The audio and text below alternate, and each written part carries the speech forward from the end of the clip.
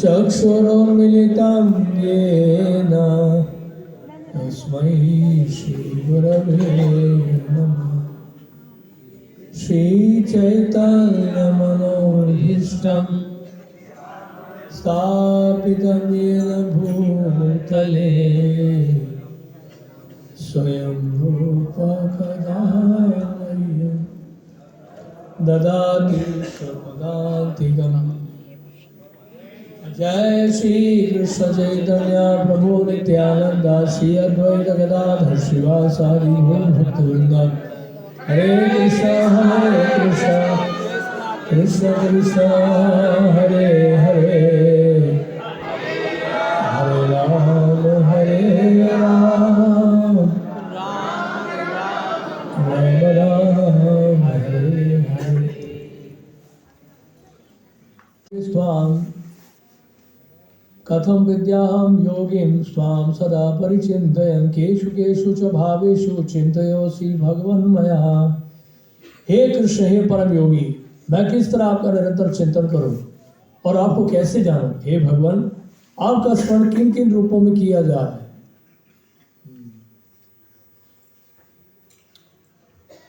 तो 6:17 तक हमने पिछली बार लिया था। तो यहाँ पर इस सेक्शन में 12वें अध्याय 12वें श्लोक से लेकर 18वें श्लोक तक हम देख रहे हैं कि कृष्ण जो है अर्जुन भगवान की जो सर्वोच्च स्थिति है उसको स्वीकार कर रहे हैं। तो यहाँ पर भगवान के ऐश्वर्य के बारे में और अधिक से अधिक जानने की उत्सुकता प्रकट कर रहे हैं। तो इस श्लोक में Arjuna asked Krishna to tell him of his opulence. So Krishna has already explained that is everything. Aham sarvasya prabhava. तो भगवान कृष्ण ने तो पहले ही बता दिया था 10वें अध्याय के 8वें श्लोक में कि मैं ही आध्यात्मिक और भौतिक जगत का कारण हूं। अब अर्जुन जो है और सूचना प्राप्त करना चाहते हैं और जानना चाहते हैं कृष्ण से। क्यों जानना चाहते हैं? Because he wants to think of Krishna. भगवान के बारे में अधिक जानने का मतलब है, भगवान का अधिक से अधिक गुणगान करने का मतलब है, भगवान के बारे में चर्चा करने का मतलब ये है कि उनका स्मरण कर पाते हैं। जिसके बारे में सुनते हैं, जिसके बारे में बोलते हैं, जिसके बारे में चर्चा करते हैं, उसी को याद करते हैं हम। तो वैसे ही है। तो अर्जुन जो है भगवान के बारे में क्यों जानना चाह रहे हैं? इसलिए जानना चाह रहे हैं कि वो और अधिक से अधिक कृष्ण भावना भावित होना चाहते हैं। तो ये तरीका है कृष्ण भावना भावित होने का कि अधिक से अधिक हम भगवान के बारे में जानने की इच्छा प्रकट करें। तो ये भगवत गीता का अध्ययन करने का ये लाभ है कि हम भगवान कृष्ण के बारे में और अधिक से अधिक जान सकते हैं। किससे जान सकते हैं? उन्हीं से जान सकते हैं। भगवान कृष्ण स्वयं अपने बारे में बता रहे हैं 10वें अध्याय में विशेष रूप से।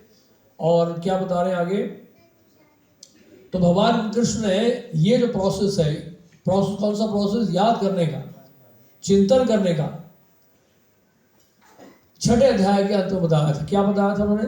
मद गतेना अंतरात्मा, मद गतेना अंतरात्मा, जो सदा मुझ में वास करता है, हमेशा मेरे बारे में सोचता है। और 9वें अध्याय के आखिरी श्लोक में भी भगवान ने ये बताया था, याद है वो श्लोक? मन मना भव मद भक्तो मद्याजी माम नमस्करो। मुझ में मन लगाओ, मेरे भक्त बनो, मेरी पूजा करो, मुझे नमस्कार करो। और इस तरह से। और 10वें अध्याय के 7वें श्लोक में अगर आप देखेंगे तो उसमें फैक्चुअली कन्विंस हो गए हैं। क्या कन्विंस हो गए? कि भगवान का जो ऐश्वर्य है, भगवान के बारे में जानने मात्र से हम लोग क्या होते हैं? शुद्ध होते हैं और पवित्र होते हैं। भगवान के बारे में जानने से शुद्ध होते हैं और पवित्र होते हैं। याद रख दीजिए। हरे कृष्ण। तो भगवान के बारे में जानने से क्या होता है? हम लोग शुद्ध होते हैं, पवित्र होते हैं। इस बात से अर्जुन जो है पूरी तरह से कन्विंस हो गए 10वें अध्याय के 7वें श्लोक में। और इस तरह से प्रेरित हुए अर्जुन भगवत सेवा के लिए। जब भगवान के बारे में जानेंगे तो क्या करेंगे फिर नेक्स्ट? स्वाभाविक है कि हम लोगों की सेवा करना चाहें। अगर हम जान जाए कि भगवान कृष्ण इतने महान हैं, तो हमें इस बात की प्रेरणा मिलेगी कि इतने अगर महान है तो उनकी सेवा करने के कितना लाभ मिल सकता है हमें। इस बात से हम लोग प्रेरित होंगे। तो इस प्रकार यहाँ पर श्रील प्रभु, तो अर्जुन जो है और अधिक से अधिक भगवान कृष्ण के बारे में सुनना चाहते हैं। तो प्रभुपाद जी यहाँ पर बता रहे हैं, Arjuna has asked about Krishna's all-pervading opulence on behalf of the common man, who finds it easier to concentrate his mind on physical representation than on Krishna's spiritual form. तो यानी कि ऐश्वर्य जो सर्वव्यापक है, ऐश्वर्य जो एक सामान्य व्यक्ति भी देख सकता है, एक देहधारी व्यक्ति भी, इस संसार में रहने वाला व्यक्ति भी भगवान के ऐश्वर्य को देख पाए और उन ऐश्वर्यों के बारे में भगवान की भगवत्ता और की महिमा को समझ पाए, सामान्य व्यक्ति भी। क्योंकि आध्यात्मिक स्वरूप जो भगवान का स्पिरिचुअल फॉर्म है, उसको सामान्य व्यक्ति नहीं समझ पाता है, देख नहीं पाता है। भगवान का दर्शन हम लोग नहीं कर पाते हैं, विग्रह के रूप में करते हैं, लेकिन वैसे नहीं देख पा रहे भगवान को साक्षात। तो कैसे देखें फिर भगवान को? भगवान को देखने का तरीका एक और तरीका है, उनके ऐश्वर्य के बारे में जानना। उनके ऐश्वर्य के बारे में अधिक से अधिक जब जानेंगे हम लोग, तो वो भी भगवान को जानना ही हुआ, वो भी भगवान को देखना ही हुआ।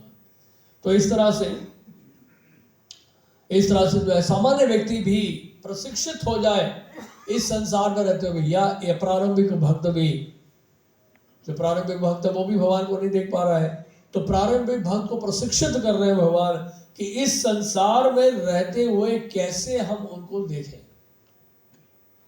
फॉर एग्जाम्पल भगवान गीता में कह रहे हैं 7वें अध्याय के 4थे श्लोक में, भूमि रपो नलो वायो खम मनो बुद्धि रेवच अहंकार मित्य में भिन्ना प्रकृति रसदा। पृथ्वी अग्नि जल वायु आकाश, ये मेरी भिन्ना प्रकृति है, मन बुद्धि अहंकार। तो भगवान ने कहा ये मेरी भिन्ना प्रकृति है, भगवान की प्रकृति है, ये भगवान की शक्तियां हैं। तो ये भगवान की शक्तियां इस संसार में दिखाई देती हैं। तो सूर्य को देखकर भगवान का स्मरण होना चाहिए, क्योंकि शास्त्रों में लिखा है कि ये सूर्य जो है भगवान के एक चक्षु के समान है। यह चक्षुरेश सविता सकल ग्रहाणाम राजा समस्त मूर्ति, राजा समस्त सुर मूर्ति अशेष तेजः यस्या गया भ्रमति संभृत काल चक्रो गोविंदमादि पुरुषम तम अहम भजामि। जिनकी आज्ञा से सूर्य जो है वो भगवान की आंख से उनकी तुलना की गई है। तो सन इज ट्रैवलिंग व्हाट, सूर्य जो है वो भी ट्रैवल कर रहा है। ऐसा नहीं कि सूर्य नहीं चलता है, सूर्य भी चलता है। मॉडर्न एस्ट्रोनॉमी इसको नहीं स्वीकार करता है, लेकिन श्रीमद् भागवत के अनुसार sun travels at the speed of 16,000 miles per second. तो हम लोग तो सोच भी नहीं सकते, कल्पना भी नहीं कर सकते कितने स्पीड से सन चल रहा है। लेकिन हमारे बहुत आधुनिक जो एस्ट्रोनॉमर्स है नहीं विश्वास करते इसको, लेकिन शास्त्र में दिया, भागवत में दिया हुआ है। और ये सूर्य जो है उदय हो रहा है, अस्त हो रहा है, किसकी आज्ञा से? भगवान की आज्ञा से। और सूर्य की तुलना किससे की गई है? भगवान की आंख से की गई। इसका मतलब क्या है? इसका मतलब ये है कि अगर भगवान जब देखेंगे तभी हम देख सकते हैं अपने आप को। भगवान नहीं देखेंगे, नहीं देखने का मतलब क्या है? भगवान अपनी आंखें बंद कर लेंगे तो पूरी सृष्टि में अंधकार हो जाएगा, क्योंकि सूर्य को भगवान की आंख बताया गया है। तो सूर्य का प्रकाश जरूरी है ताकि हम एक दूसरे को देख सकें। बोलेंगे नहीं इसकी क्या आवश्यकता है, आजकल तो बल्ब आ गया है, इलेक्ट्रिसिटी आ गई है, रात को बल्ब जला लेते हैं हम लोग, ट्यूबलाइट जला लेते हैं, तो सन की तो आवश्यकता ही नहीं है। हम कितने महान हैं? हम महान नहीं, हम बेवकूफ़ हैं, क्योंकि ये जो बिजली है वो भी हमें कहाँ से मिल रहा है? अपने घर में बनाते हैं नहीं, या अपने फैक्ट्री में बनाते हैं।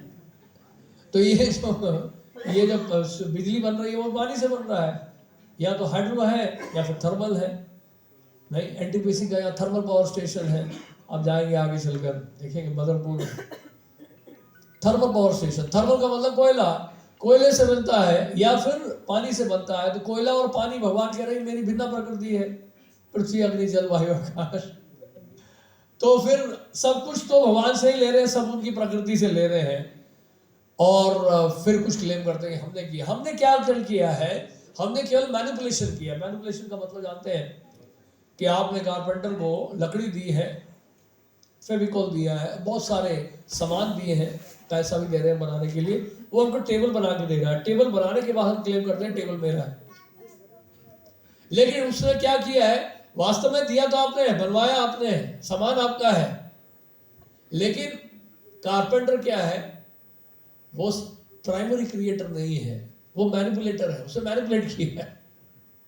तो सृष्टि में अधिकाधिक हम लोग क्या कर सकते हैं? मैनिपुलेशन कर सकते हैं, लेकिन एक्चुअल जो क्रिएशन है वो भगवान के द्वारा किया जाता है।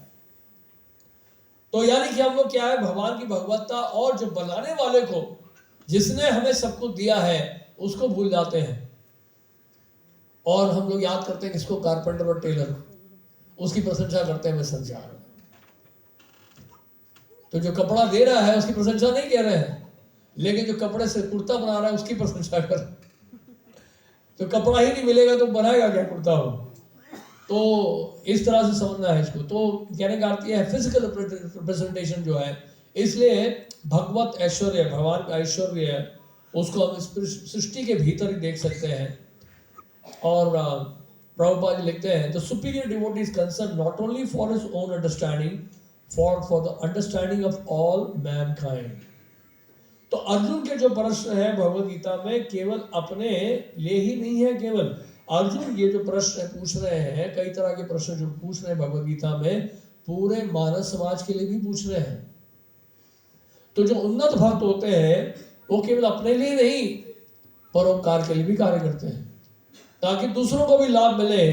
इसलिए वो अपने को ही माध्यम बना के भगवान से बुलवाना चाह रहे हैं अर्जुन, ताकि अर्जुन एक माध्यम बन जाए, अर्जुन के माध्यम से पूरे मानव समाज को शिक्षा मिल जाए। इस कारण से अर्जुन जो है वैष्णव है, भगवान के भक्त हैं, ताकि सामान्य व्यक्ति भी समझ सके कि भगवान की सर्वव्यापकता क्या है, भगवान किस तरह से व्यापक है, सर्वव्यापक है। अब 18वें श्लोक में हम लोग चलते हैं। विस्तृणात्मनः योगं विभूतिं च जनार्दन भूयः कथया तृप्तिर्हि शृण्वतो नास्ति मे मृतम्। हे जनार्दन, आप पुनः विस्तार से अपने ऐश्वर्य तथा योग शक्ति का वर्णन करें। मैं आपके विषय में सुनकर कभी तृप्त नहीं होता हूँ, क्योंकि जितना ही आपके विषय में सुनता हूँ उतना ही आपके शब्द अमृत को चखना चाहता हूँ। So the more I hear, the more I want to taste the nectar of your words. और सुंदर बात बोलिए। श्रील विश्वनाथ जी ठाकुर कहते हैं, describes an objection that could be raised by Krishna. अब जो अर्जुन ने बात कही है उसमें हो सकता है कि एक आपत्ति हो भगवान कृष्ण को, और कृष्ण ये कहें, but haven't I already said all these things are my opulent expansion in my statement? I am the source of all things. भगवान कह सकते हैं कि वास्तव में ये सब जितने भी विस्तार है मेरे ऐश्वर्य के, वो मैं पहले ही बता चुका हूं कि उन सब का कारण मैं हूं। तो और ये भी बता चुका मैं अपने शब्दों में कि मेरे बारे में जानकर जो बुद्धिमान लोग हैं वो मेरी भक्ति में लगते हैं, ये तो मैं पहले ही बता चुका हूं। तेषाम सतत युक्तानाम भजताम प्रीतिपूर्वकम ददामि बुद्धि योगम तम येन माम उपयान्ति थे। भगवान गीता के 10वें अध्याय के 9वें श्लोक में बता दिया है, जो हमेशा सेवा में व्यस्त रहते हैं, भगवत सेवा में व्यस्त रहते हैं, भगवान कह रहे हैं मैं उनको बुद्धि प्रदान करता हूँ।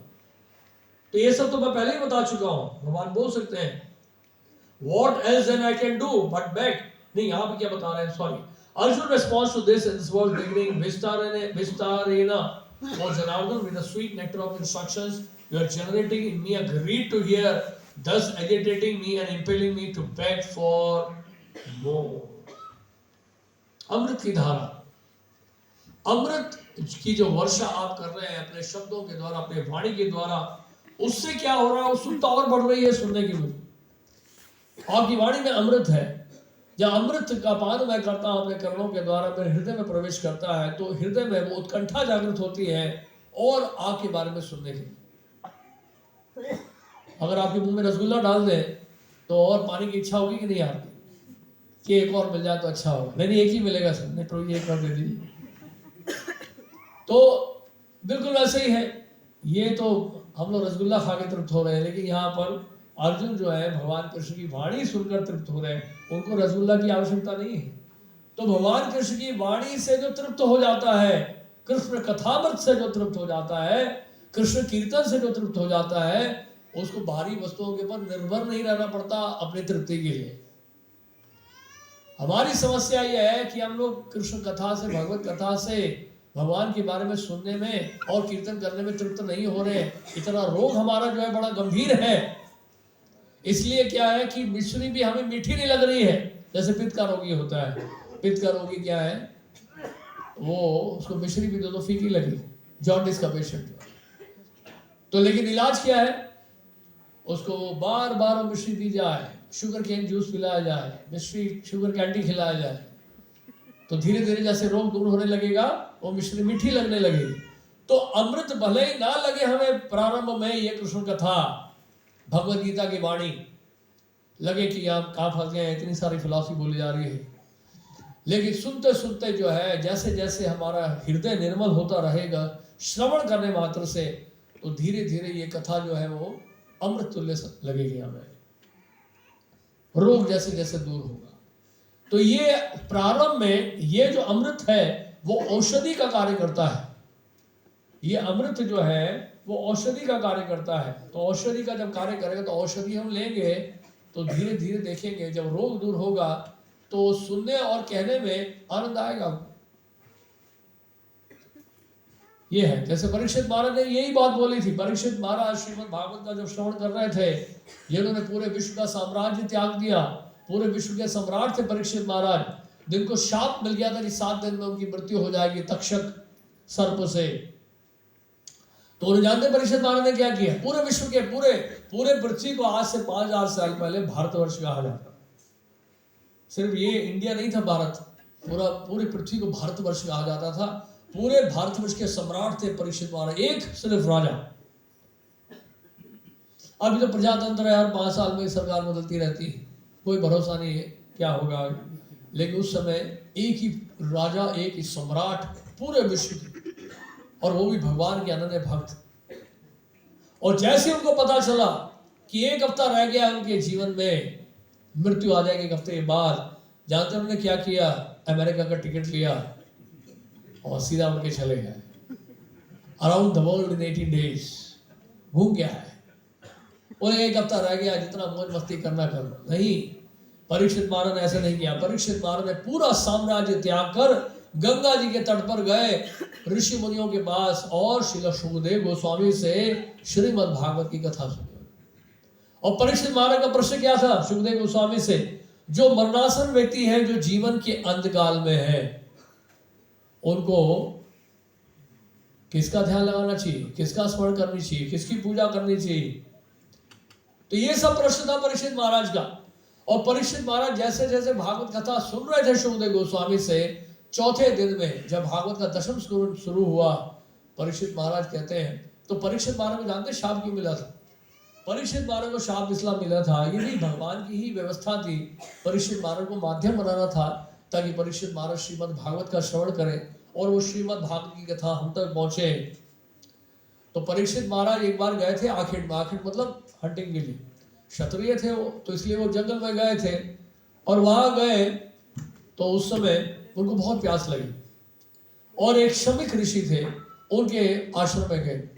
उस समय अधिकांश जो ऋषि मुनि होते थे जंगलों में रहते थे, उनकी अपनी कुटिया होती थी, तो उनकी कुटिया में गए जल मांगने के लिए कि मुझे प्यास लगी है, मुझे थोड़ा पानी मिल जाएगा, जल मिल जाएगा।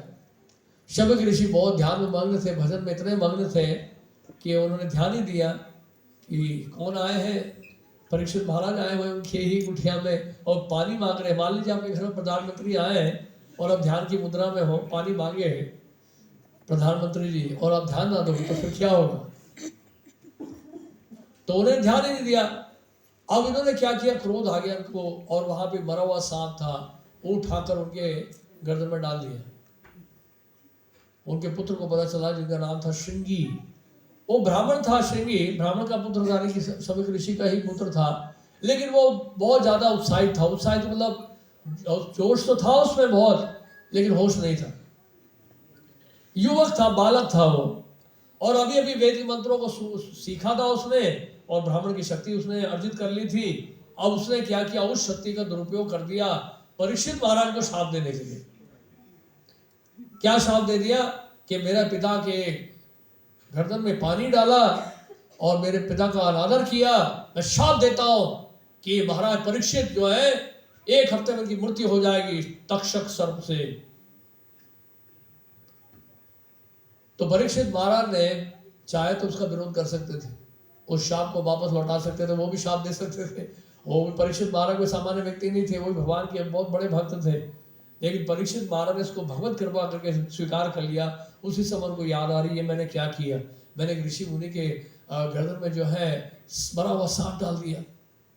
लेकिन भगवत कृपा समझ के कि भगवान की ही व्यवस्था थी, ऐसा समझ के उन्होंने ये फैसला किया, पूरे साम्राज्य को त्याग कर गंगा जी के तट पर चले गए, सुखदेव गोस्वामी से श्रीमद् भागवत का श्रवण करेंगे। ऐसे होते थे हमारे राजा महाराजा लोग हमारे भारतवर्ष के, जानते थे कि जीवन का अंतकाल में क्या करना है, मुझे भगवान का स्मरण करना है, इसलिए जीवन भर उसकी तैयारी करते थे बचपन से ही।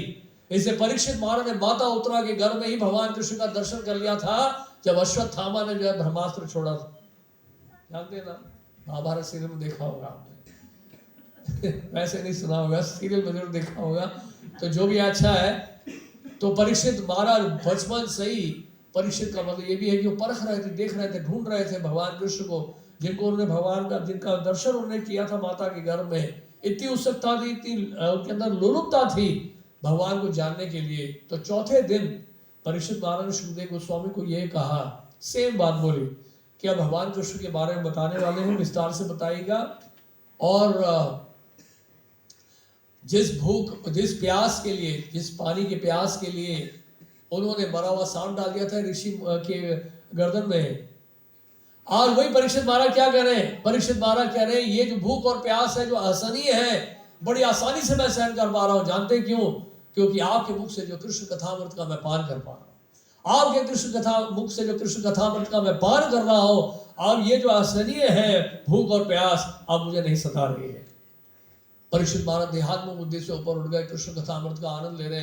7 दिन 7 रात उन्होंने कुछ पानी पिया ही नहीं, क्योंकि उनको पश्चाताप हो रहा था, इसी पानी की वजह से जो है मैंने एक ऋषि का अनादर किया।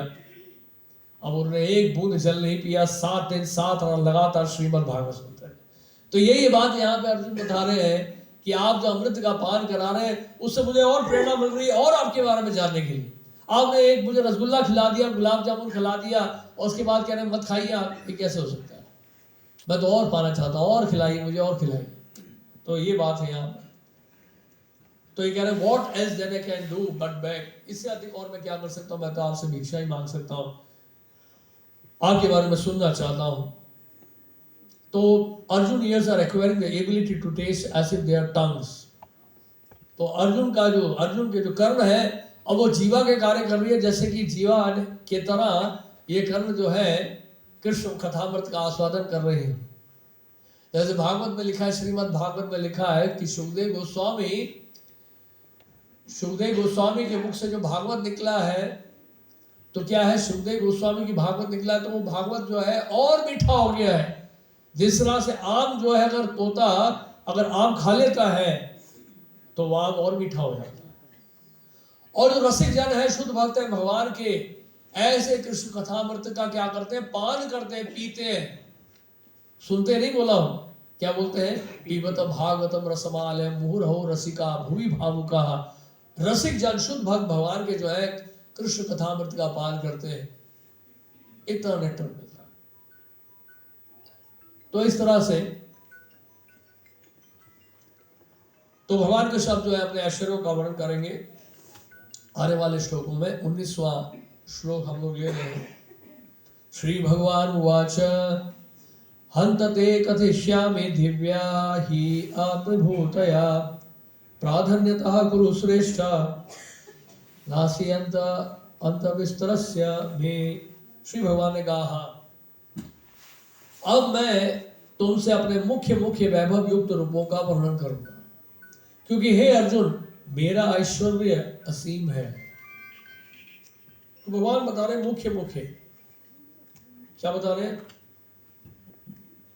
प्रोमिनेंट, प्रधान, प्रधान्यतः जो प्रोमिनेंट ऑपुलेंसेस है। क्योंकि क्या है बता रहे, मेरा ऐश्वर्य तो असीम है। अब मैं क्या क्या बताऊं अपने बारे में, मेरा तो असीम है, मतलब उसकी कोई सीमा नहीं है, इतना ऐश्वर्य है मेरा। लेकिन उसमें जो प्रधान ऐश्वर्य है, मुख्य मुख्य वैभव युक्त रूपों का मैं वर्णन करता हूं। आप देखिए 20वें श्लोक में,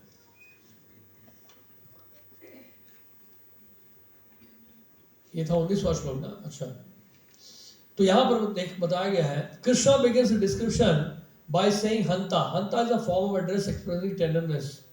Krishna so pleased by Arjuna's inquiry that he reciprocates by saying, "Oh Hanta, I will speak about my opulences." तो यहाँ पर भगवान अपने ऐश्वर्य का वर्णन कर रहे हैं अर्जुन को। Krishna will now describe how we may remember him when being the greatest manifestation in this world. But first he explained that he is the super soul in everyone's heart. तो भगवान अपनी विभूतियों का वर्णन करेंगे यहाँ। इस अध्याय को विभूति योग भी कहा गया है। विभूतियों के द्वारा भगवान को जानना। विभूति, विभूति मतलब सामान्य है नहीं है, वो विभूति है, भगवान की विभूति है। तो उन विभूतियों को देखकर हम जान सकते हैं ये भी एक भगवान का ऐश्वर्य है। लेकिन ऐश्वर्यों का, विभूतियों का वर्णन करने से पहले भगवान जो है परमात्मा का वर्णन कर रहे हैं, खुद के बारे में बता रहे हैं कि कैसे, कि I am the super soul in the heart of all the living entities. हम आत्मा गुणाकेशा सर्वभूताशया स्थितः, हम आदिश्च मध्यम च भूतानाम अंत एव च। हे अर्जुन, मैं समस्त जीवों के हृदयों में स्थित परमात्मा हूं। मैं ही समस्त जीवों का आदि, मध्य तथा अंत। सभी जीवों के हृदय में भगवान कह रहे हैं मैं ही परमात्मा हूं। सभी जीवों का मतलब क्या है? केवल मनुष्य नहीं, मनुष्य ही नहीं, पशु भी, पक्षी भी, कृमि भी, कीड़े मकोड़े, जितने भी जीव है, चर जीव है, अचर जीव है, जड़ है, चेतन है, प्रकृति में हर जगह भगवान परमात्मा के रूप में व्याप्त है। साक्षी के रूप में, अनुमंता के रूप में, उपद्रष्टा के रूप में, ओवरसीयर, परमिटर, यानी कि आपके एक एक कार्यकलापों के साक्षी है भगवान। भगवान देख रहे हैं आपके हृदय में बैठे हो कि आप हर प्रत्येक क्षण क्या कर रहे हैं। केवल अभी नहीं, करोड़ों करोड़ों जन्मों तक आपने क्या किया है उसके बारे में भगवान को स्मरण है, क्योंकि सबसे नजदीकी रिश्तेदार आपके हैं परमात्मा, क्योंकि आपके हृदय में बैठे हो। बाकी सब तो आपके बाहर बैठे हो, कोई साथ में बैठा है, इधर बैठा है, उस सीट में बैठा है, उस सीट में बैठा है, लेकिन परमात्मा जो आपके हृदय में सबसे क्लोज है और सुहृद है। सुहृदम सर्वभूतानां, भगवान ने भी बोला है। सुहृद क्यों है? सूअर की योनि में भी अगर हम जाते हैं, एक चूहे की योनि में भी अगर जाते हैं, वहां भी परमात्मा बैठे हैं। और क्यों बैठे जानते हैं? इंतजार कर रहे हैं कि कब हम लोग उन्मुख होंगे उनकी ओर, यानी कि हम लोग कब कृष्ण भावना भावित होना चाहेंगे फिर से। जो हमारी सुषुप्त कृष्ण भावना अमृत है, उसको कब हम फिर से जगाने का प्रयास करेंगे, उस क्षण का इंतजार कर रहे हैं भगवान परमात्मा के रूप में हमारे हृदय में बैठे, और करोड़ों जन्मों से कर रहे हैं इंतजार।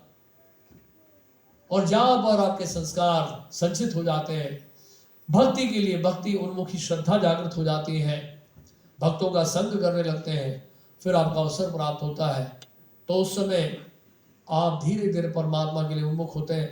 और वो परमात्मा जो चैत्य गुरु जिनको कहा जाता है, वो आपको मार्गदर्शन देते हैं भक्तों के पास जाने के लिए, गुरु का आश्रय लेने के लिए। तो प्रमाणिक जो गुरु होते हैं वो आपके हृदय में जो परमात्मा है उन्हीं को रिप्रेजेंट कर रहे हैं। जो परमात्मा, गुरु स्वीकार करने का कारण क्या है? प्रमाणिक गुरु को क्यों स्वीकार करते हैं जानते क्यों? एक सबसे बड़ा कारण यह है, जो चैत्य गुरु है परमात्मा, उनकी वाणी हम लोग नहीं सुन पा रहे हैं, डिस्टर्बेंस बहुत है, राइट। अगर समझ लीजिए टावर वीक है, आप अपने ऐसे रूम में बैठे हैं तो फोन में अगर बात भी कर रहे हैं तो आवाज नहीं सुनाई देगी। होता नहीं होता, कई बार कनेक्शन बड़ा वीक होता है, आप नहीं सुन पाते आवाज, राइट। तो क्यों नहीं सुन पाते? क्योंकि नेटवर्क वीक है। तो इसी तरह से क्या है, हमारा जो हृदय का नेटवर्क जो वीक होगा बहुत डिस्टर्बेंस होगा, काम, क्रोध, लोभ, मोह, मद, मात्सर्य के द्वारा कारण, अनर्थों के कारण, हमारी अपने ही अनर्थों के कारण जो है हमारा नेटवर्क, जो इंटरनल नेटवर्क है, उसमें बहुत डिस्टर्बेंस होगा। तो परमात्मा अगर हम कुछ कहेंगे भी हमें, वो हमें सुनाई नहीं देगा। लेकिन गुरु जो है उनका बड़ा स्ट्रांग लिंक है परमात्मा से, वो परमात्मा के एक एक शब्द को सुन पाते हैं। इसलिए आप क्या बोलने वाले हैं, क्या कहने वाले हैं, क्या कहने के लिए आए हैं, क्या इनकी इच्छा है, परमात्मा क्योंकि इनके हृदय में बैठे वो सब कुछ जानते हैं आपके बारे में। लेकिन गुरु से कुछ छुपा नहीं पाते हैं। तो गुरु इसलिए भी स्वीकार करते हैं कि हमें गुरु के माध्यम से पता चलता है कि भगवान हमसे क्या चाहते हैं, है कि नहीं। अगर आपने भगवान को भोग लगाया तो आपको कैसे पता भगवान ने स्वीकार कर लिया? अगर आपने कुछ सेवा की, कृष्ण की सेवा की, प्रचार किया, सेवा की कुछ आप, तो आपको कैसे पता कि कृष्ण ने आपकी सेवा स्वीकार कर ली? तो वो गुरु के माध्यम से पता चलता है। तो गुरु क्योंकि भगवान के बहुत करीब है और भगवान के एक एक शब्द को सुन पा रहे हैं, इस कारण से अगर गुरु हमें कोई आदेश देते हैं तो हमें समझ आना चाहिए भगवान का आदेश है। ये कृष्ण ही है जो गुरु के माध्यम से हम तक वो संदेश पहुंचा रहे हैं हमारे लाभ के लिए। तो इस तरह से परमात्मा हितैषी है, सुहृद है, सभी जीवात्माओं के हृदय में बैठे हैं। I am the super soul. इस श्लोक में और अगले 20 श्लोकों में कृष्णा लिस्ट वेरियस ऑब्जेक्ट्स और groups of living entities and state that he is their essence or the chief member of each group. अब देखिए क्या है,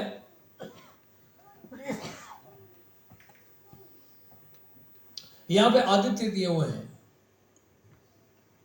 आदिति और दिति, कश्यप जी की पत्नियां थी दिति और आदिति।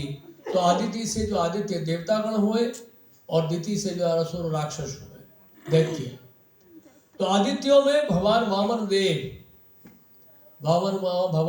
देव जो है वो 12 आदित्यों में से एक है वामन देव। तो वामन देव भगवान विष्णु के अवतार हैं। तो इस तरह से समझना है हमें। और यहां पे क्या बताया है अगले श्लोक में, देखिए 21वें श्लोक में पढ़ते हैं हम लोग। आदित्यानाम हम विष्णु ज्योतिष श्याम रविरुष्मान अश्रुमान मरीचि मरुतात्मस्मि नक्षत्राणाम हम शशि। मैं आदित्यों में विष्णु, प्रकाशों में तेजस्वी सूर्य, मरुतों में मरीचि तथा नक्षत्रों में चंद्रमा। तो यहाँ के बताया आदित्य 12 है और जिनमें कृष्ण प्रधान है, यानी कि भगवान वामन देव। आकाश में टिमटिमाते ज्योतिष पुंजों में सूर्य मुख है, तेजस्वी सूर्य। और ब्रह्म संहिता में तो सूर्य को भगवान का तेजस्वी नेत्र कहा गया। अंतरिक्ष में 50 प्रकार के वायु प्रवाहन है, जिनमें से वायु अधिष्ठाता मरीचि कृष्ण का प्रतिनिधि है। नक्षत्रों में रात्रि के समय चंद्रमा सर्वमुख नक्षत्र है, अतः वह कृष्ण का प्रतिनिधि है। तो जब ये भगवान ऐसे बताते हैं कि नक्षत्रों में मैं चंद्रमा हूं, तो इसका मतलब ये नहीं समझ लेना कि चंद्रमा ही कृष्ण है। चंद्रमा जब बोलते हैं भगवान की मैं नक्षत्रों में चंद्रमा, उसका मतलब क्या है कि चंद्रमा भगवान की विभूति है और भगवान के प्रतिनिधि है, राइट। जैसे कि मतलब किसी देश का अगर एम्बेसडर आता है किसी गवर्नमेंट को रिप्रेजेंट करते हुए, राजदूत जिसको कहते हैं, दूत, तो दूत का जो है बड़ा सम्मान होता है, राइट। तो जितना प्रधानमंत्री का सम्मान होता है उतना सम्मान उसको मिलता है, क्योंकि वो एक कंट्री को, एक सरकार को रिप्रेजेंट कर रहा है।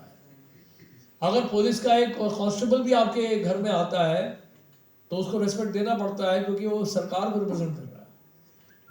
तो इसी तरह से चंद्रमा जो एक विभूति है, भगवान की विभूति है, और चंद्रमा भगवान की प्रतिनिधि है। इसलिए नक्षत्रों में भगवान कह रहे हैं मैं चंद्रमा हूं। तो इस तरह से इसको समझना है।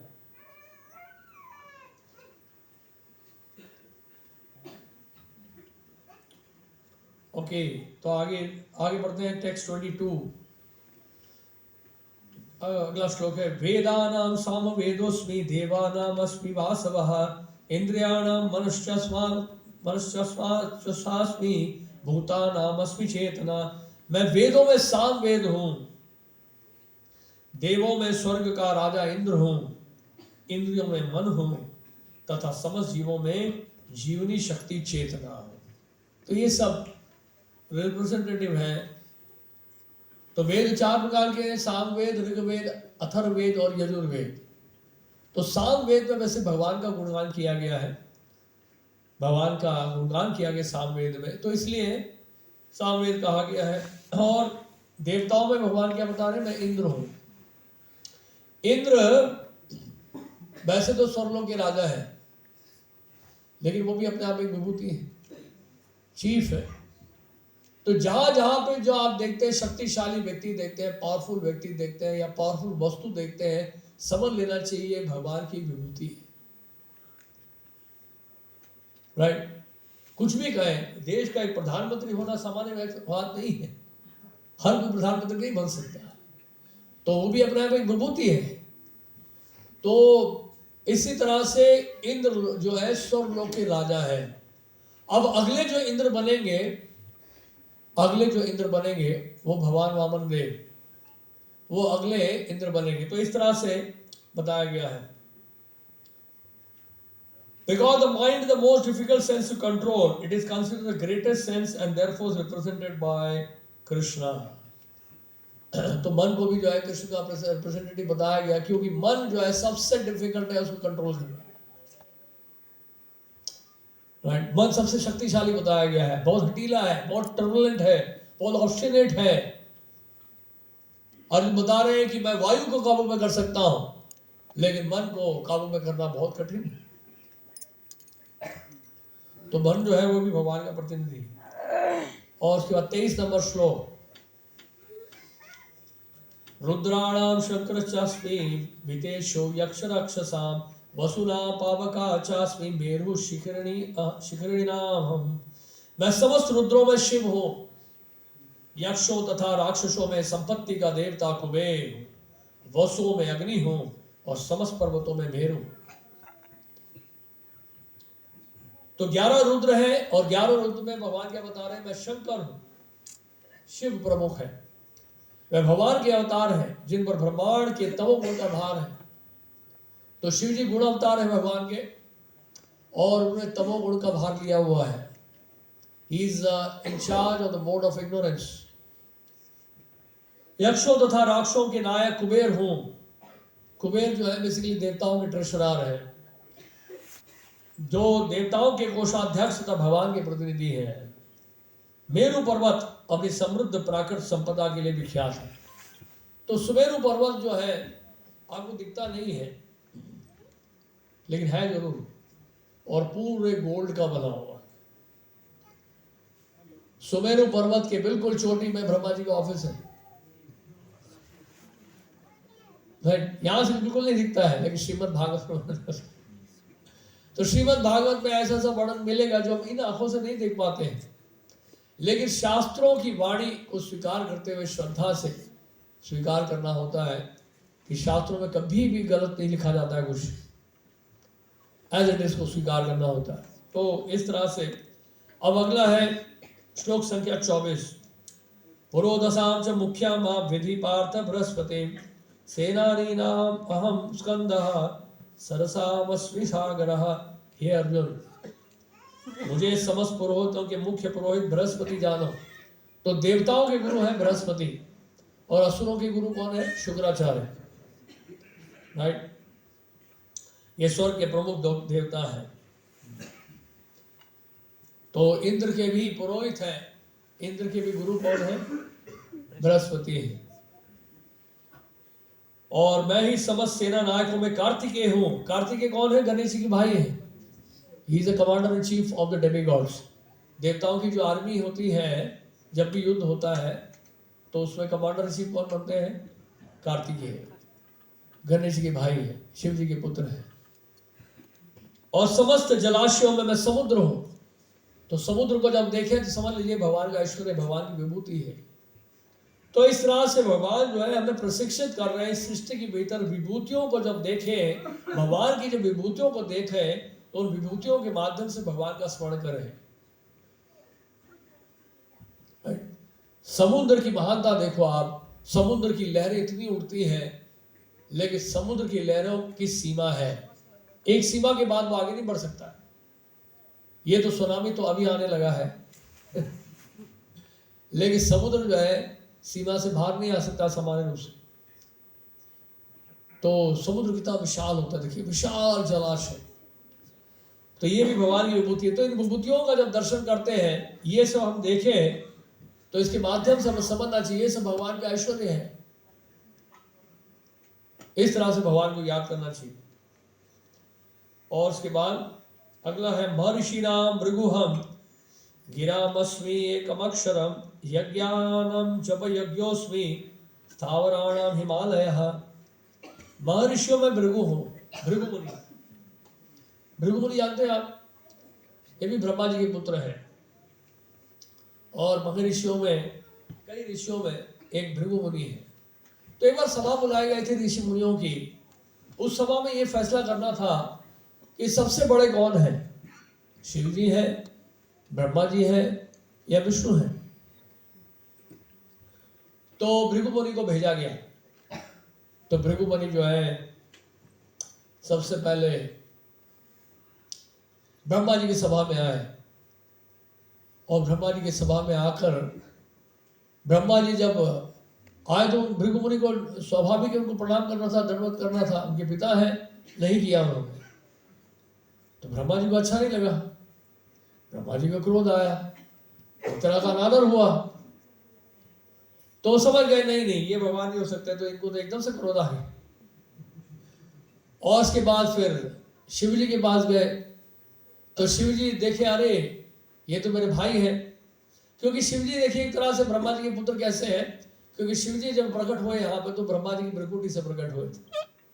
तो उन्हें कहा तो मेरे भाई है, उनका आलिंगन करने के लिए आगे बढ़े। अरे नहीं नहीं नहीं, आपकी सेना तो भूत पिशाच की है, हमें मत छुइएगा आप। तो अपने आप को दूर कर लिया, उनको भी बड़ा बुरा लगा। उसके बाद वो कहाँ पहुंचे, भगवान के धाम में पहुंचे। और भगवान जो है वहां पर वैकुंठ में लक्ष्मी जी बात संभाल कर रही है। और भृगु मुनि ने क्या किया, और इससे भी ज्यादा जो है अनादर, बहुत ज्यादा जो है अपमान किया। उन्होंने क्या किया, और उन्होंने छाती पर पांव मार दिया जोर से। भगवान की छाती में पांव मार दिया जोर से, लात मार दी। और भगवान एकदम से खड़े खड़े, ये क्या हो गया, किसने मारी लात मुझे। और भगवान बिल्कुल भी क्रोधित नहीं हुए। उन्होंने कहा, अरे ब्राह्मण देव क्षमा करिएगा मुझे, मेरा हृदय बड़ा कठोर है ना, आपको चोट तो नहीं लगी है। तो भगवान बैठ गए तुरंत और भृगु मुनि के चरणों का पास सम्मान करने लगे, उनके चरणों की सेवा करने लगे। लक्ष्मी जी को बिल्कुल अच्छा नहीं लगा। लक्ष्मी ने कहा तो उसने अपमान किया है, ऊपर से भगवान की सेवा कर रहे हैं। इसलिए ब्राह्मण ने कहा कि ब्राह्मणों को शाप दिया कि कभी भी जो है हमेशा धन से वंचित रहेंगे। तो वो समझ गए, अरे बाप रे बाप, यही है सबसे बड़े। मैंने के छाती पर लात मारी और बिल्कुल भी स्वयं बुरा नहीं माना, उसको सहन कर लिया। तो ये भृगु मुनि है। तो भृगु मुनि ब्रह्मा जी के पुत्र हैं और वाणी में दिव्य ओंकार है। वाणी में दिव्य ओंकार, भगवान कह रहे मैं हूं। ओम का जो उच्चारण करते हैं, कोई भी वैदिक मंत्रों का उच्चारण होता है, साथ में ओम का उच्चारण होता है। तो भगवान कहते हैं भगवान बता रहे हैं यहाँ पर कि वाणी में मैं दिव्य ओंकार, समस्त यज्ञों में पवित्र नाम का कीर्तन। हरे कृष्ण कृष्ण कृष्ण हरे हरे, हरे राम राम राम हरे हरे, यज्ञानाम जप यज्ञोस्मि। तो यज्ञ ये जप यज्ञ है, यानी कि हम यज्ञ कर रहे हैं। जब जप करते हैं तो क्या कर रहे हैं हम लोग, यज्ञ कर रहे हैं। और यज्ञ किसका हो रहा है, भगवान की प्रसन्नता के लिए हो रहा है। और भगवान कह रहे हैं जितने यज्ञ हैं उसमें मैं ये जप यज्ञ हूं। तो कोई ये ना कहे कि भगवत गीता में जप के बारे में नहीं बताया गया है। भगवान स्वयं बता रहे हैं, यज्ञानाम जप यज्ञोस्मि, ठीक है। और उसके बाद फिर बता रहे हैं, समस्त अचलों में मैं हिमालय हूं, लॉफ्टी माउंटेन्स, हिमालय, इतना विशाल पर्वत पृथ्वी में दिखाई देता है, भारतवर्ष में दिखाई देता है हिमालय पर्वत। तो हिमालय जो है ये भी विभूति है, भगवान की विभूति है। तो इस तरह से ये वर्णन मिल रहा है ये श्लोक संख्या 25 तक। अब आगे बढ़ते हैं श्लोक संख्या 26 में। अश्वतः सर्ववृक्षाणां देवर्षीणां च नारदः गंधर्वाणां चित्ररथः सिद्धानां कपिलो मुनि। मैं समस्त वृक्षों में अश्वत्थ वृक्ष हूं और देवर्षियों में नारद हूं। मैं गंधर्वों में चित्ररथ और सिद्ध पुरुषों में कपिल मुनि हूं। तो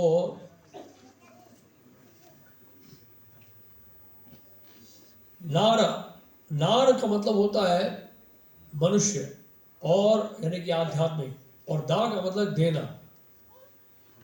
कहने का मतलब है नारद जी जिनके पूरे सृष्टि में, पूरे ब्रह्मांड में शिष्य हैं, वो सबको क्या दे रहे हैं?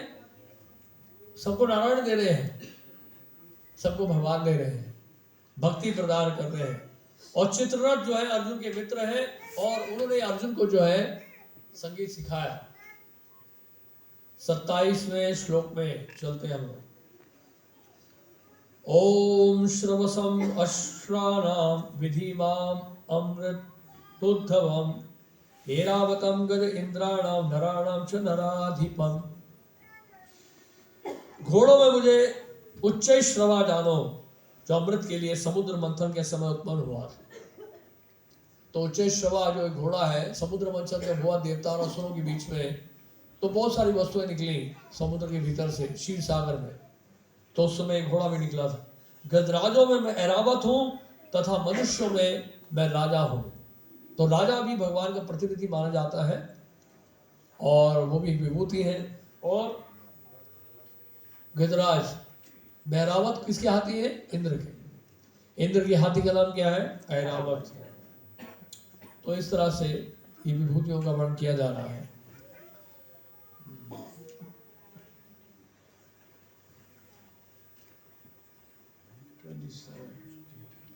अब श्लोक संख्या 28 में चलते हैं।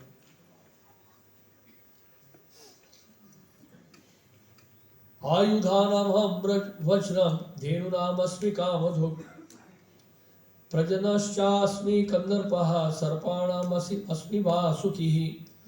मैं हथियारों में वज्र हूं। वज्र किसका शस्त्र है, किसका अस्त्र है? इंद्र का। गायों में सुरभि, सुरभि गाय। यहाँ तो गाय ही नहीं है, सुरभि तो भूल जाइए। तो गाय होती भी है तो कितना दूध देती है? 3 किलो 4 किलो, कभी कभी उससे भी कम नहीं। लेकिन वहां जो सुरभि गाय है स्वर्गलोक में, जितना दूध चाहिए आपको उतना दूध मिलेगा। और भगवान के धाम में तो वो दूध कभी खत्म ही नहीं होता है, बछड़ों की आवश्यकता नहीं पड़ती दूध के लिए वहां।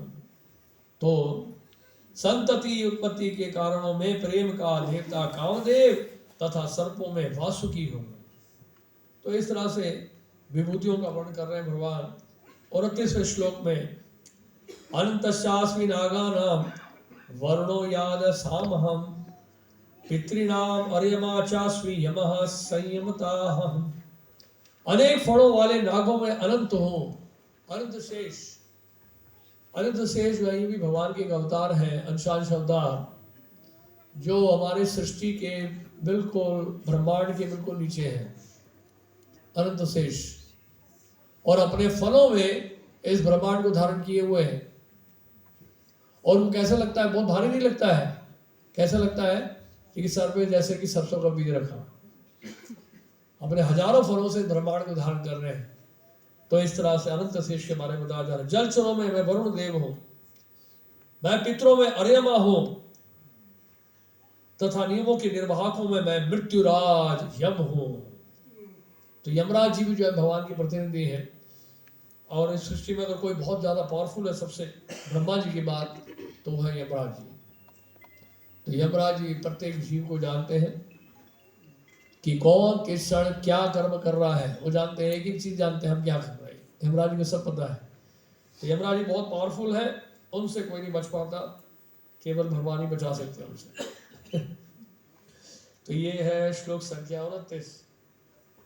अब चलते श्लोक संख्या 30 में। प्रहलाद शास्मी तैत्यानां काला कल्यताम हम मृगाणाम च मृगेंद्रोहम वैनतेश पक्षिणाम। दैत्यों में मैं भक्तराज प्रहलाद हूं, दमन करने वालों में काल हूं, पशुओं में सिंह हूं तथा पक्षियों में गरुड़ हूं। तो गरुड़ जी भगवान के वाहन है। भगवान श्री नारायण गरुड़ जी के ऊपर ही बैठ के जाते हैं। और सिंह को अगर देखते हैं वन में, तो सिंह को जंगल का राजा भी बताया गया है। तो शेर भी भगवान की विभूति है। दमन करने वालों में काल हो, तो कितना भी कोई शक्तिशाली व्यक्ति हो इस संसार में, काल उसको निकल जाता है। तो काल जो है, भगवान कह रहे गीता में, कालोस्मि, मैं काल हूं। तो इस तरह से काल भगवान को ही रिप्रेजेंट कर रहा है। और भक्तों में कौन है, भगवान बता रहे हैं प्रहलाद महाराज। और टेक्स्ट 30 पवनः 31 पवनः पवतामस्मि रामशस्त्रभृतामहम् ईशानां मकरः चास्मि स्रोतस्साम अस्मि जाह्नवी। समस्त पवित्र करने वालों में मैं वायु हूं, शस्त्रधारियों में राम, मछलियों में मगर तथा नदियों में गंगा। अच्छा, कुछ विभूतियों को जो भगवान वर्णन कर रहे हैं वो तो इस भौतिक जगत में ही है, लेकिन कुछ विभूतियों का भगवान जो वर्णन करते हैं वो भगवान के अपने अवतार ही हैं। जैसे राम, या भगवान राम के लिए बोला शस्त्रधारियों में मैं राम हूँ। तो भगवान राम इस भौतिक जगत की कोई वस्तु नहीं है, भौतिक जगत के कोई व्यक्ति नहीं है, ये भौतिक जगत की कोई विभूति नहीं है, बल्कि भगवान के अपने ही अवतार है। तो भगवान श्री राम के बारे में जो बताया जा रहा है, text 31 Shri Baladeva Vidyabhushan comment Ram refer to here is Parashuram. अच्छा, अब यहाँ पे जो राम बताया गया है वो किसके बारे में बता रहे हैं, परशुराम जी के बारे में। तो परशुराम जी भी भगवान के साक्त्यवेश अवतार हैं, लेकिन उन्होंने 21 बार क्षत्रियों का संहार किया पृथ्वी में।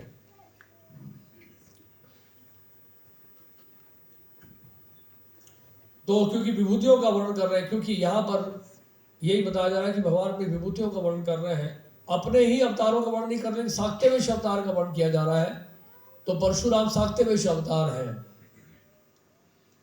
राइट। तो परशुराम जी, साक्त्यवेश का मतलब क्या होता है, परशुराम जी साक्त्यवेश अवतार है। साक्त्यवेश का मतलब होता है किसी जीव को,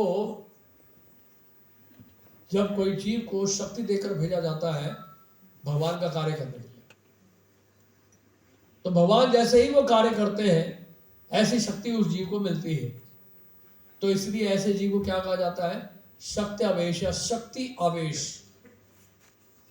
भगवान की शक्ति से आवेशित होते हैं वो और भगवान का कार्य कर पाते हैं। तो परशुराम जी हालांकि जीवात्मा है, लेकिन सत्यावेश अवतार बताया गया है, क्योंकि भगवान के द्वारा शक्ति प्रदत्त है, वो भगवान का ही कार्य करने के लिए। 32वां, क्योंकि भगवान अपनी विभूतियों का वर्णन कर रहे हैं, यहाँ पे अपने स्वयं के अवतारों का वर्णन नहीं कर रहे हैं। तो यहाँ जो राम बताया गया वो परशुराम जी के लिए बताया गया, ठीक है। और नदियों में मैं गंगा हूं, गंगा जी भगवान के चरणों से आ रही है, पृथ्वी तक आ रही है, राइट। गंगा जी।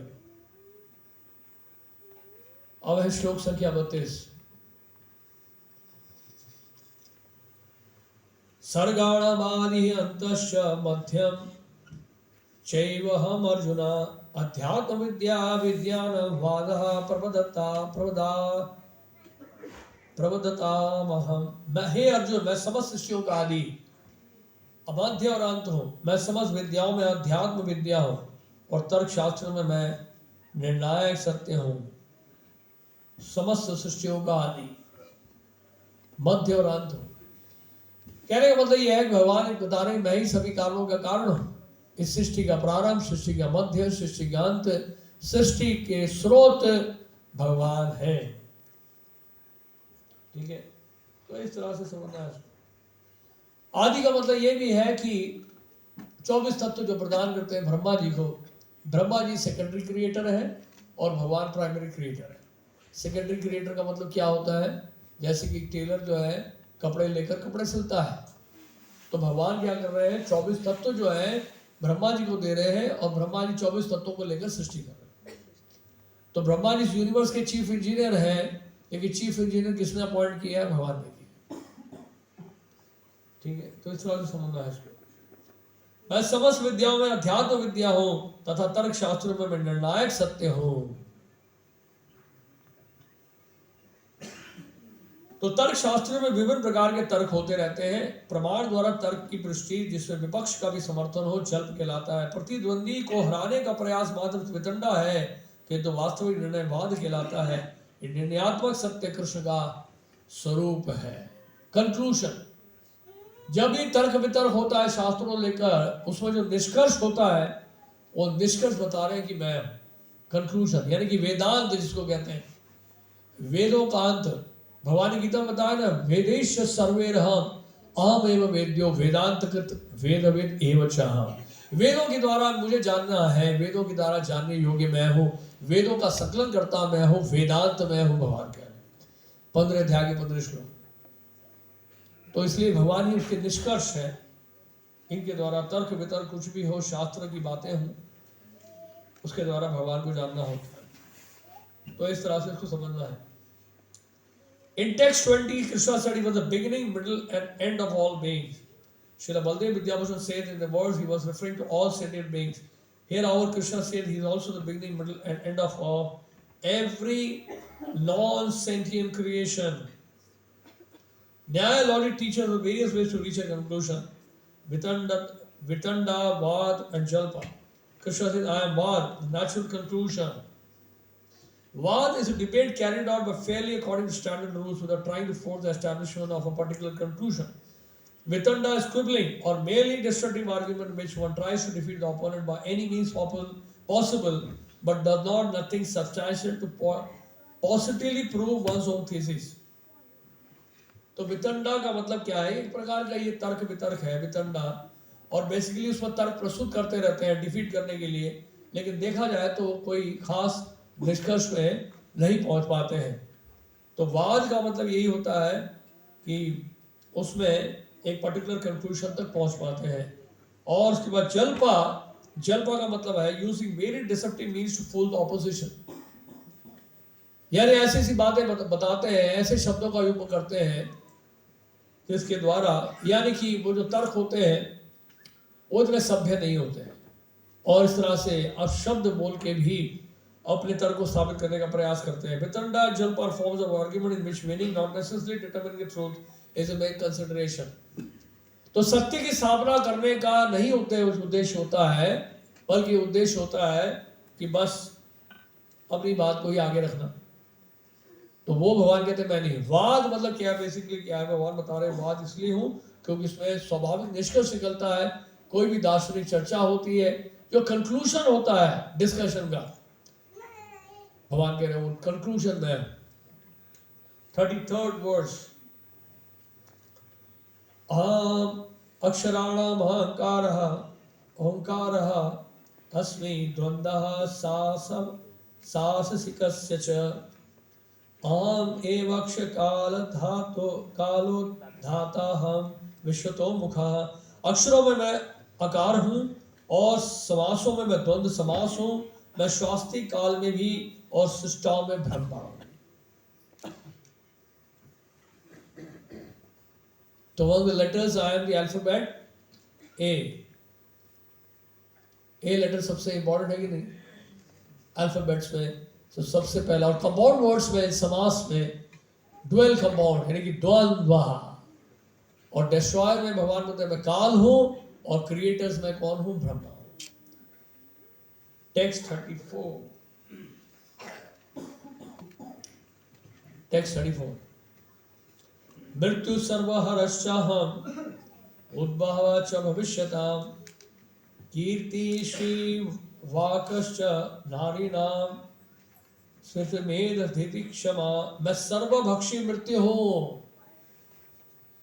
तो लोग बोलते हैं ना हम भगवान को नहीं मानते हैं, भगवान यही बोल रहे हैं अगर आप मुझे भगवान के रूप में नहीं मानते हो तो मृत्यु तो आएगी ना, वो मृत्यु भी मैं ही।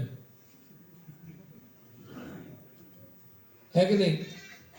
आपने पूरे जीवन भर भगवान को नहीं माना, कोई दिक्कत नहीं है। भगवान कह रहे मृत्यु भी मैं हूं, उसको तो मानते हो ना, उसको मानना ही पड़ेगा। तो भगवान कह रहे मृत्यु के समय में क्या करता हूं मैं? सब कुछ हर लेता हूं।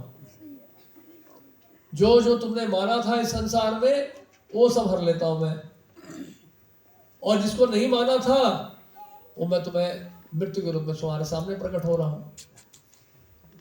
जिसको तुमने नहीं माना था वो तुम्हारे सामने प्रकट हो रहा है, और जिसको तुमने माना था वो सब मैंने तुमसे छीन लिया।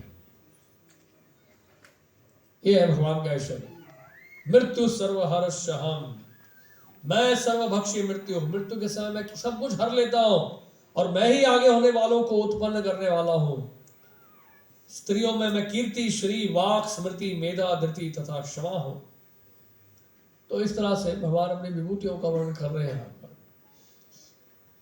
टेक्स्ट 34 तो क्या लिखा है? Death is described here as सर्वहरः or devouring, because it takes away everything away including our memories।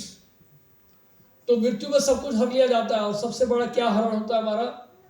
हमें कुछ भी याद नहीं रहता पिछले जन्म में क्या हुआ। तो जो हमने जो है कार्यकलाप किए, जो बड़े बड़े कारनामे हमने किए, जो बहुत सारा धन इकट्ठा किया हमने, बहुत सारे प्रॉपर्टीज एस्टैब्लिश किए, बहुत बड़ा बिजनेस किया हमने, पूरे विश्व की यात्रा की, वो सब भूल गया। भगवान ने सब कुछ कर लिया, कुछ याद नहीं है। तो पिछले जन्म का कुछ भी याद नहीं है, जिसके लिए हमने इतना प्रयास किया था। सर्वहरस्यहम्, many qualities in Sanskrit language are considered feminine. Among them, these 7 represent Krishna. Men may also possess these qualities. Srila Prabhupada explains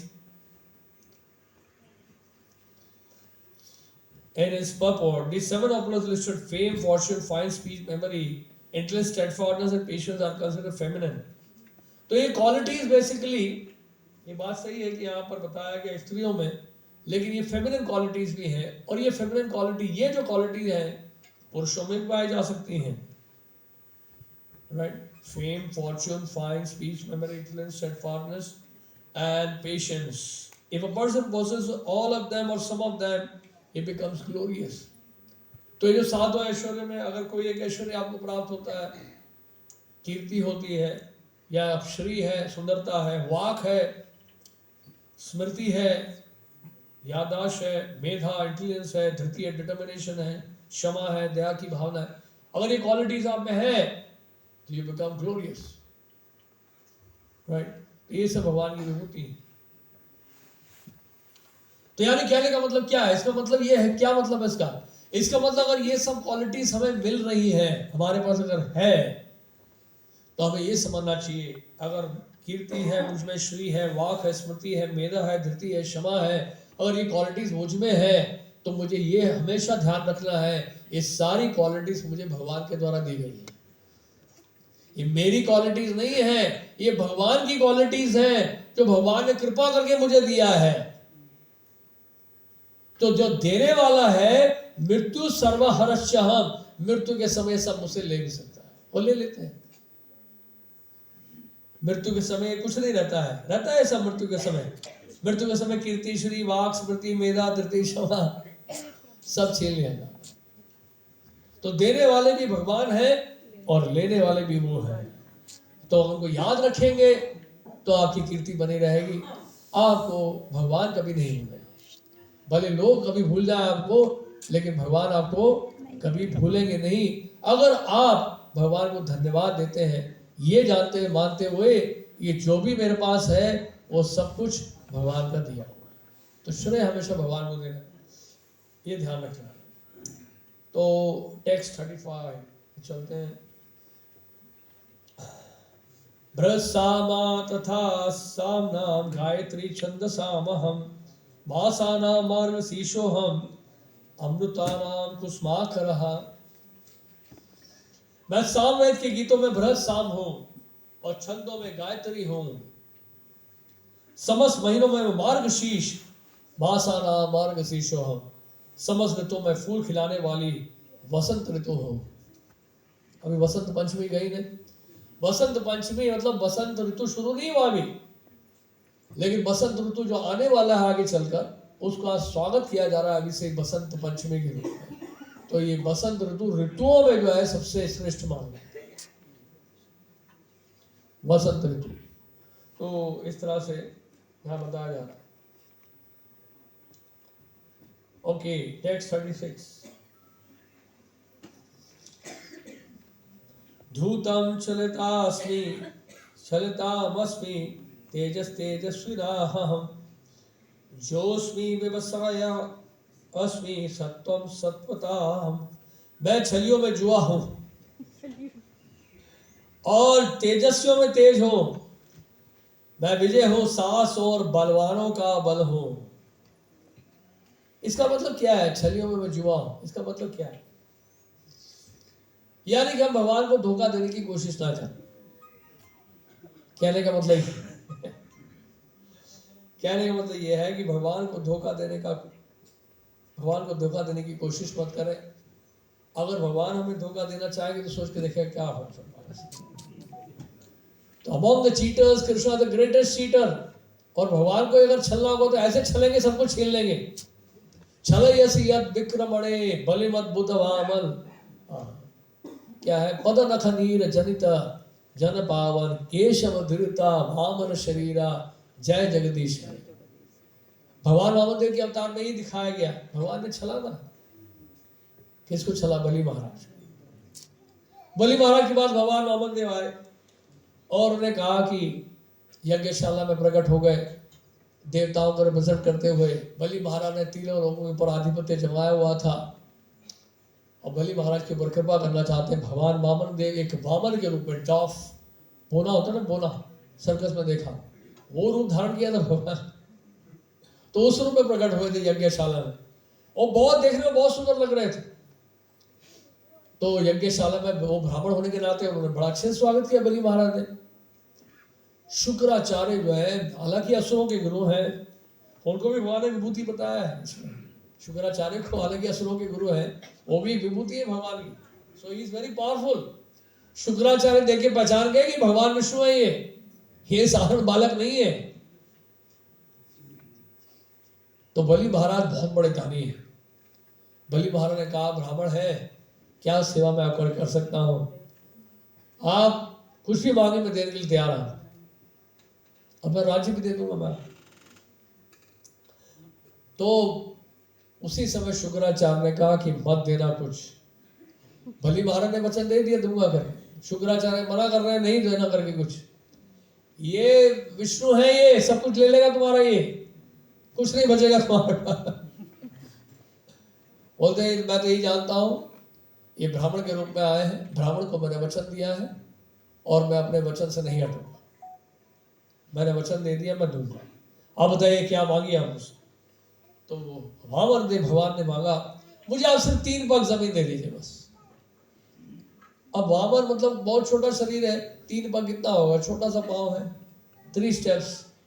अब मान लीजिए अब एलन मस्क के पास जा रहे हैं, वर्ल्ड के रिचेस्ट आदमी के पास, अब बोल रहे मुझे 3 स्टेप्स दे दीजिए या 10 रुपया मांग रहे उससे यार, तो कितना बड़ा इंसल्ट है ना उसके लिए। नहीं, उससे मांगने जा रहे हो 10 रुपया, तो बहुत बड़ा इंसल्ट है कि नहीं उसके लिए।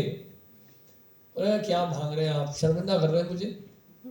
आप 3 पग जमीन मांग रहे हैं, मैं आपको तीनों लोगों का सुख दे सकता हूँ, क्या चाहिए आपको बताइए। तो जानते भगवान मांगते ने क्या बोला? अगर मैं आपसे बहुत कुछ मांग लूं तो क्या आप मुझे आश्वासन दे सकते हैं कि सब कुछ प्राप्त करने के बाद मेरी और कोई इच्छा नहीं रहेगी? इच्छाओं का क्या अंत होता है क्या? अगर आप मुझे तीनों लोगों का सुख भी दे दोगे, तीनों लोग भी दे दोगे, तो उसके बाद और कोई मांग नहीं रहेगी मेरी। इसका आप आश्वासन दे सकते हैं? इसलिए जितना मैं मांग रहा हूं उतना ही दीजिए मुझे। तो बलि मारेगा, ठीक है आप वो 3 बागीचे ले लो। 3 पग नापने में कितना समय लगता है? 1, 2 कदम और तीसरा कदम। और उसी समय भगवान वामन देव ने विराट रूप धारण किया एकदम से। इतना विराट रूप धारण किया उन्होंने, पूरा ब्रह्मांड में छा गए हो। और वो देख के हैरान हो गए बलि महाराज, ये क्या है, ये तो भगवान साक्षात भगवान है। और एक पग से जो है ना उन्हें सभी दिशाओं को नाप लिया और दूसरे पक्ष से ऊंचे लोगों को नाप लिया। जब ऊंचे लोगों को नाप रहे थे वो, तो ब्रह्मांड का जो शेल है ना, उसका जो ऊपरी इलाका है, जो फाइनल जो शेल होता है, लेयर, उसको भेद दिया उन्होंने, वो फट गया और कारण सागर से गंगा जी प्रकट हो गई, भगवान के चरणों को धोती हुई इस पृथ्वी में प्रवेश की। इस तरह से गंगा जी आए इस पृथ्वी में भगवान के धाम से, भगवान के चरणों को धोकर। यानी कि जो गंगा जी बह रही है, ये गंगा जी भगवान के चरणों का अमृत है, चरणामृत है।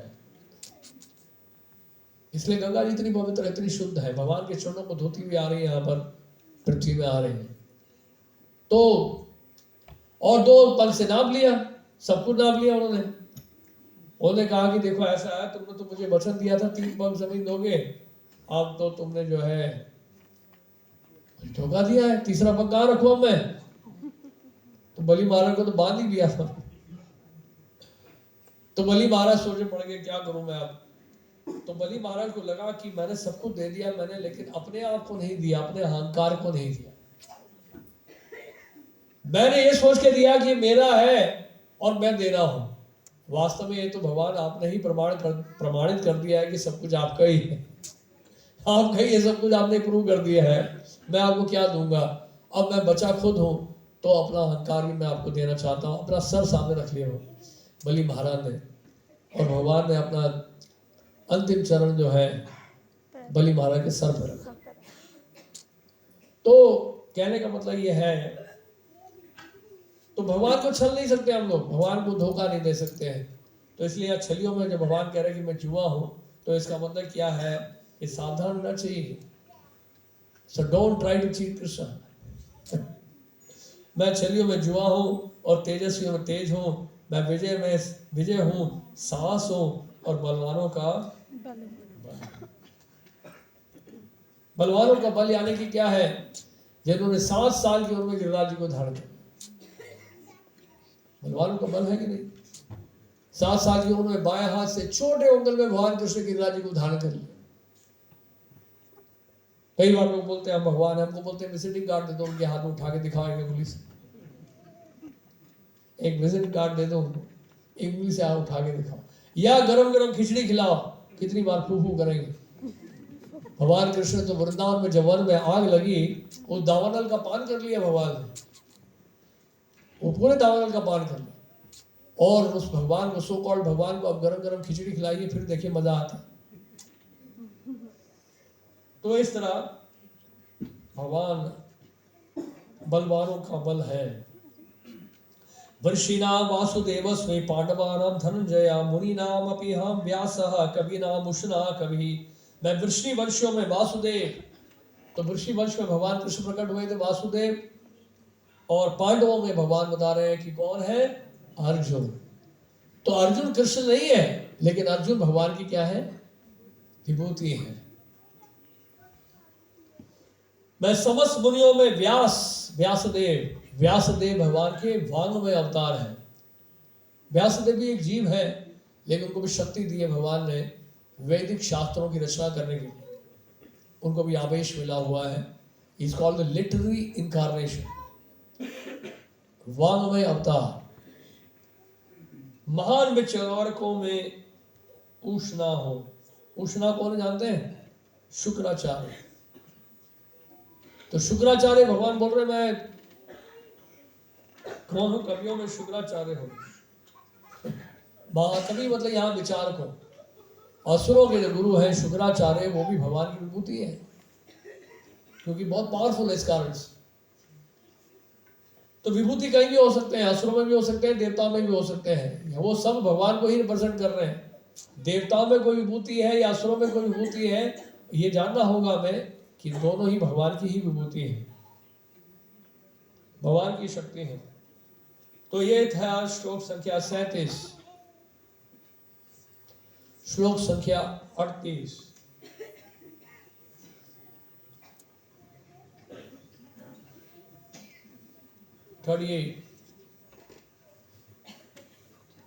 दंडो दमयतामस्मि नीतिरस्मि जिगीषिताम् मौनं चैवास्मि गुह्यानां ज्ञानं ज्ञानवतामहम् अराजकता को दमन करने वाले समस्त साधनों में से मैं दंड हूँ, और जो विजय की आकांक्षी हैं उनकी मैं नीति हूँ। रहस्यों में मैं मौन हूँ, और बुद्धिमानों में मैं ज्ञान हूँ।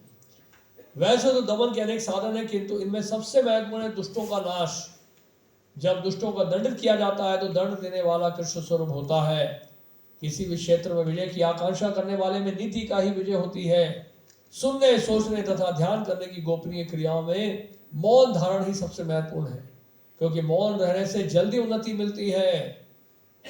तो मौन रहने का मतलब एक और क्या है? मौन रहने का केवल यहाँ पे चुप रहना नहीं है। मौन रहने का मतलब है व्यर्थ की बातें न करना, यानी जितना आपके कार्य क्षेत्र के लिए आवश्यकता है उतना ही बात करें, बाकी समय हम लोग क्या करें? कृष्ण कथा करें। उसको कहते हैं मौन रहना। अब भगवान ने वाणी दी है, भगवान का गुणगान करें, चुप क्यों रहना है? तो मौन रहने का एक अर्थ ये भी है कि जो भगवान के बारे में ही चर्चा करते हैं। ज्ञानी व्यक्ति वह है जो पदार्थ तथा आत्मा में भगवान की परा तथा अपरा शक्तियों में भेद कर सके। ऐसा ज्ञान साक्षात कृष्ण। यानी ज्ञानी व्यक्ति कौन है? वो जान सके कि भौतिक है या आध्यात्मिक है, राइट? तो उस व्यक्ति को ज्ञानी कहा जाता है। अब अगला श्लोक है श्लोक संख्या 39। यच्च अपि सर्वभूतानां बीजं तत् अहम् अर्जुन न तदस्ति विना यस्यात् मया भूतं चराचरम्। यही नहीं है जो मैं समस्त सृष्टि का जनक बीज हूँ। ऐसा चर तथा अचर कोई भी प्राणी नहीं है जो मेरे बिना रह सके। भाई भगवान को अगर मानते हो ना मानते हो, बिना भगवान के नहीं जी सकते। सरकार को आप मानते हो ना मानते हो, बिना सरकार के आप नहीं जी सकते, राइट?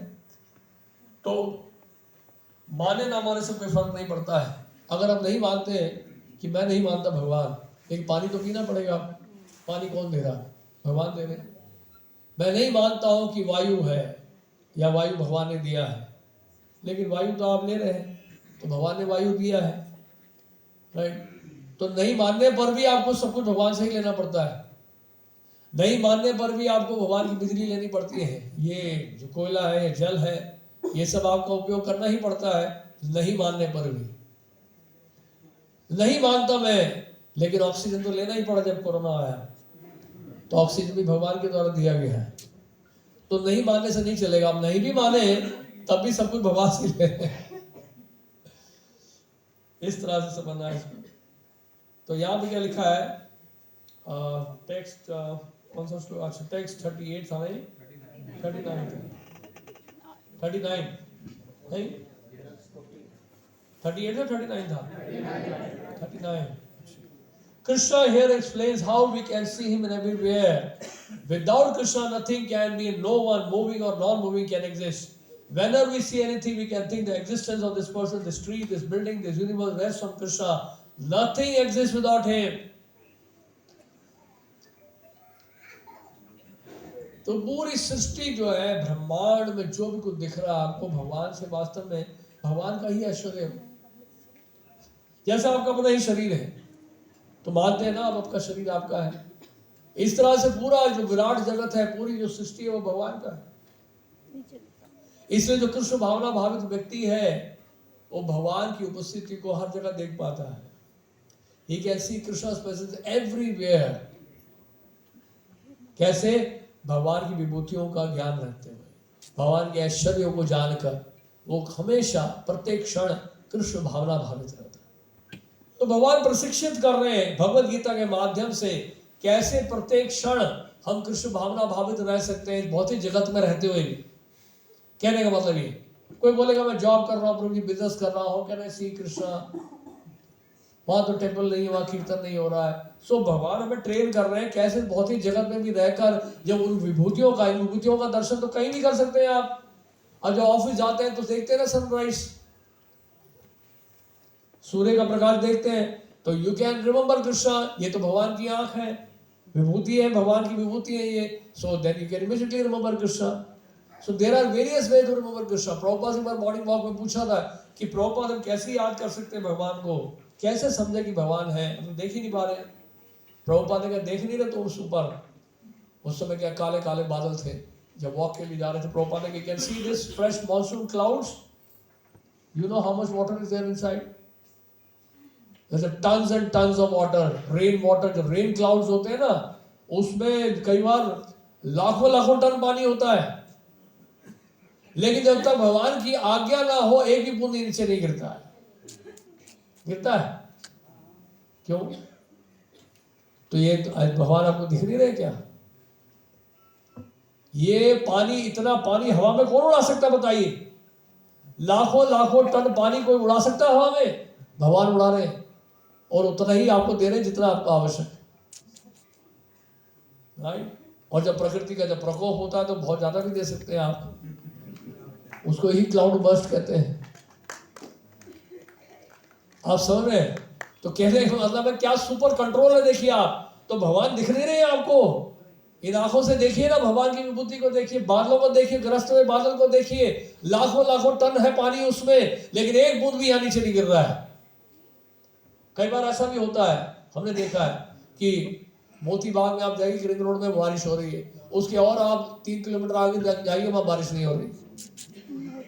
जगन्नाथ जी के रथ के ऊपर बरसात नहीं हुई, और जगन्नाथ जी के रथ के सामने बरसात हो रही थी रथ यात्रा के समय द्वारा। जानते ना जगन्नाथपुरी में, जगन्नाथपुरी में जगन्नाथ जी के सामने क्या हुआ, जब जगन्नाथ जी पहुंच गए रथ यात्रा समाप्त होने पर, तो 25 लाख लोग थे वहां पर। बहुत तेज बरसात हो रही थी, सबके हाथ में छतरी थी। पुजारी लोग सोच रहे थे आरती, फाइनल आरती कैसे करेंगे रथ पहुंचने पर, जगन्नाथ जी आरती कैसे होगी, इतनी तेज बारिश हो रही। जगन्नाथ जी की क्या कृपा हुई, रथ के ऊपर एक बूंद पानी नहीं गिरा, और जगन्नाथ जी के सामने बिल्कुल बारिश हो रही है रथ के बाहर। दोस्तों, भगवद गीता की अमृत वाणी सुनने के लिए कृपया लाइक और शेयर जरूर करें।